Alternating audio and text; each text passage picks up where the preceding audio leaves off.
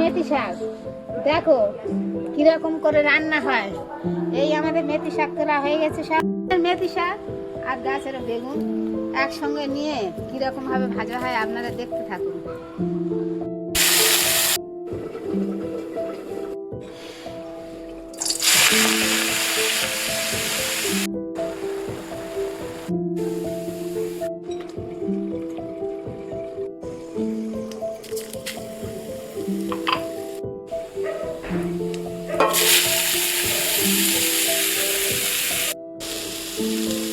বেগুন আর মেথি শাক ভালো করে ভেজে পেঁয়াজটা আবার লাস্টে ভেজে মাখিয়ে শুকনো লঙ্কা পেঁয়াজ মাখিয়ে দেয়া হলো।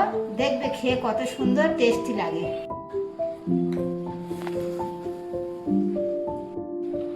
খুব টেস্টি লেগেছে, খুব টেস্টি লেগেছে।